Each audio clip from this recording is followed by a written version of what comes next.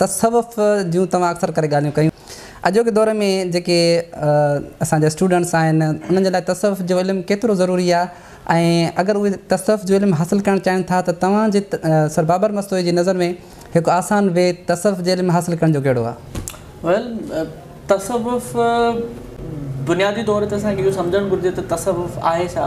ठीकु आहे, तसव्वुफ़ आहे छा जा जवाब मुख़्तलिफ़ थी सघनि था। मूंखे जेको जवाबु तमामु घणो पसंदि आहे ऐं मां जंहिं जवाब खे ॾाढो पसंदि कंदो आहियां उहो इहो ई आहे त मुंहिंजो उस्ताद हज़रत वासिफ़ अली वासिफ़ फरमायो त तसव्वुफ़ दरअसल शरीयत मुहम्मदी ते मुहबत सां हणण जो नालो आहे। पोइ हज़रत मोहम्मद सल्लल्लाहु अलैहि वसल्लम जेको दीन ॾिनो उन दीन खे मुहबत सां, शिद्दत जी मुहबत सां सम्झणु ऐं उन ते अमल करण ई दरअसल तसव्वुफ़ आहे। हाणे इन जी केतिरी ज़रूरत आहे इहो हर साहिब अक़ल इंसान सम्झी सघे थो, छाकाणि त ख़ालिक़ काइनात जो चवणु आहे त तव्हां जे लाइ बहितरीनु मिसाल सरवर काइनात जी ज़ात आहे। ठीकु, तव्हां जेकॾहिं उनखे फॉलो कंदा त ज़िंदगी में बुलंदियूं तव्हांजा पेर ज़रूरु चुमंदियूं। तसव्वुफ़ जी अगर कोई समझण चाहे तो वो सीरत रसूल करीम सल्लल्लाहु अलैहि वसल्लम जो मुतालो करे, हज़रत मोहम्मद सल्लल्लाहु अलैहि वसल्लम जे किरदार जी आगाही हासिल करे ऐं जेको कुछ उन्हनि कयो उहो करणु शुरू करे, इंशाअल्लाह हू तमामु वॾी मंज़िल ते ज़रूरु पहुची।